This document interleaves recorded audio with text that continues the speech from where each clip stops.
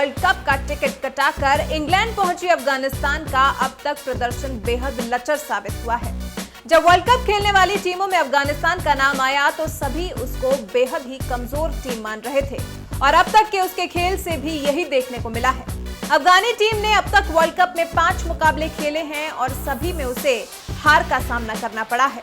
हद तो तब हो गई जब इंग्लैंड के खिलाफ खेले गए मैच में उसे 150 रनों से करारी शिकस्त का सामना करना पड़ा।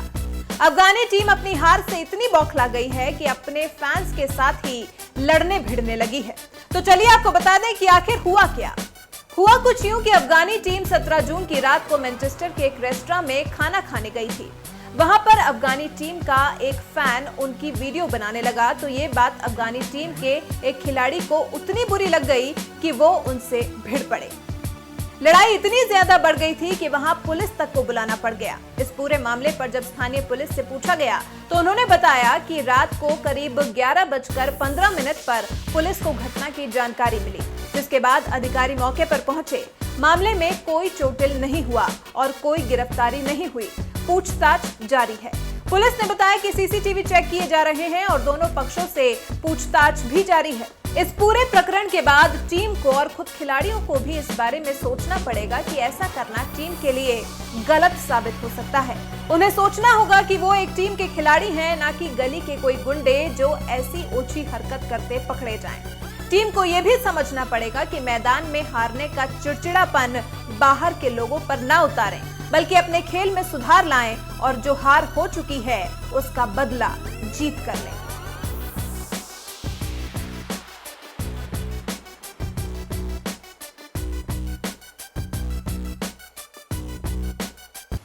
Hi. Can you talk about the preparation that especially our bowlers undergo? I mean, you say it started in 2015. Can you tell us how did it start? And what were the things that you actually kept in mind? And what are the things that you do? See, when we first started, the team management, I'm always aligned with the team management and the leadership group.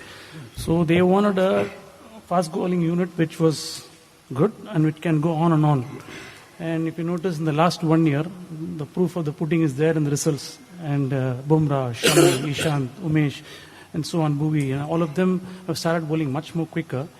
The reason for that is, again, I wouldn't say we did any magic work. We did consistent work with a few lifestyle modifications with regards to nutrition and the way we train. And we got this GPS last year. And we started using the GPS more succinctly because it gives you data which is of immense value. So based on that, we started understanding our training methodology a lot more. And based on that, we started preparing a schedule also accordingly. And all this has helped us in our fast bowlers, bowling more than 145 clicks, 140 clicks consistently, even in test matches. If you notice that, even in the last test match, in the last spell, people bowled 140 plus. And this did not happen overnight. It was consistent training more than any rocket research. And we made it a point in 2015 that we will train regularly. And just like how we have batting, bowling and fielding, the new skill is fitness. And it is just not, fitness was just not a ticking box exercise. They started taking it very seriously. And the captain and the coach wanted to use fitness as a vehicle. And my job was to augment the process.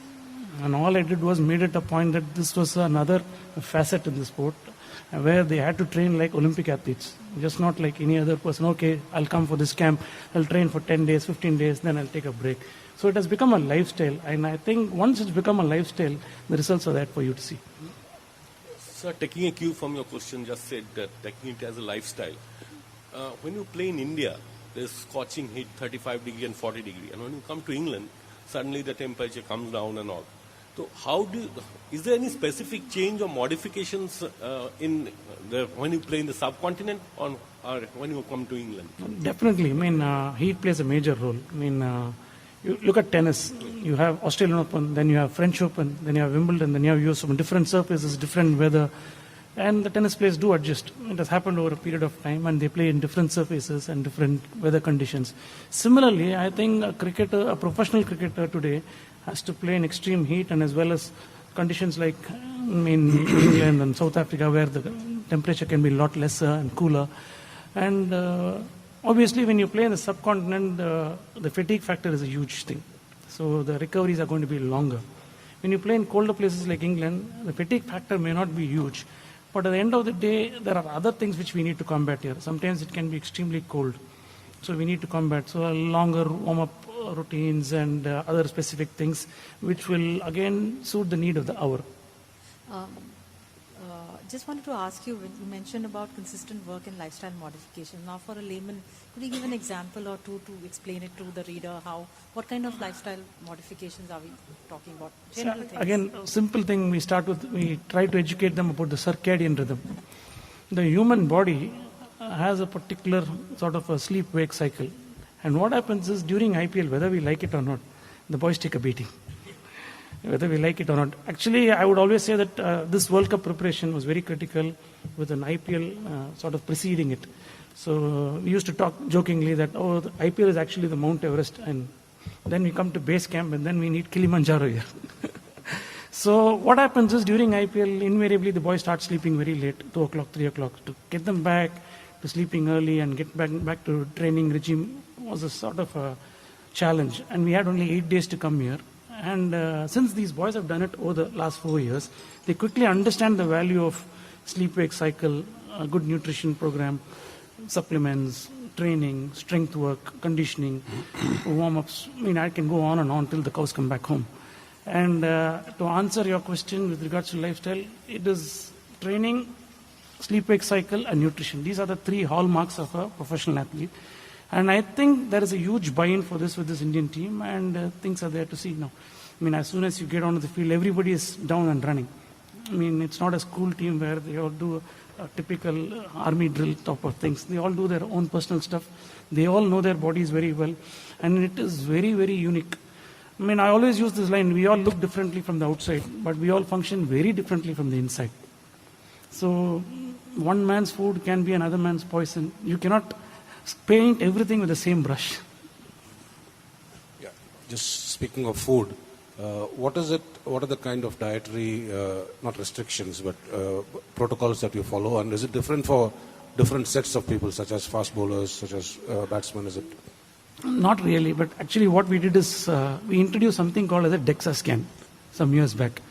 So the DEXA scan, as you all know, it is generally used for bone density. So what we started using a DEXA scan is to ascertain the fat percentage.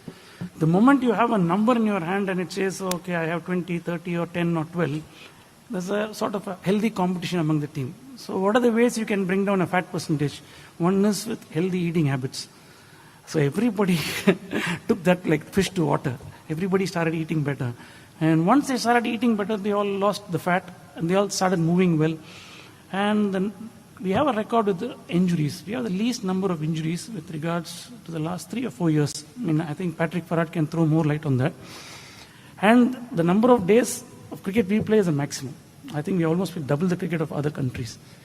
And what has happened is these boys are all very, very keen on eating the right stuff now. So it is not like, again, like for example, vegetarians will have sort of a plan, non-vegetarians will have another plan. What has happened is, to cut a long story short, they've cut on the junk big time. And this team is as good as athletic team. I mean, if you look at this team, habits and lifestyle have improved tremendously. I mean, there must be an odd here and there. They must indulge. I mean, what is life without indulging? But what I can say is they've cut out the crap completely. And they are all very aware of it. I mean, I don't need to tell them anything. They are aware themselves. All I have done is we did a DEXA scan and then subsequently we did a DNA test. That gives you exactly what sort of a person, whether you're a power-oriented person or endurance-oriented person, whether you're gluten intolerant or lactose intolerant. So they are all aware. So we don't need to do anything. I mean, cleverly what we did is we did the test, gave them the report card, and they started making informed decisions. And that was really a very satisfying and gratifying thing as a coach. Mohammad Shami had a history of injuries, and he has been quite fit last few months. 1 year. Yeah. So what kind of a challenge was his case? I think the challenge was, I would say, he failing the fitness test was a blessing in disguise. And I think after that, he was a changed man. He was so determined. And I think he's also blessed with some amazing gene. We all talk about intermittent fasting. And Mohammad Shami does intermittent fasting inadvertently. He doesn't even know what it is. But he does it on his own. And I think his distribution, I mean, we have done his fat percentage over 3 years. It's exactly the same. He's a piece of work. The best part is, I mean, he has changed the entire training regime. I mean, now I think training is part of his lifestyle, which never used to be the case before. I mean, everything has changed over the last 3-4 years, and he wasn't the last person to get onto the bus, but after that, a little bit of personal setbacks and failing the fitness test, I think he's a changed man. I mean, this is 2.0 version of Mohammad Shami.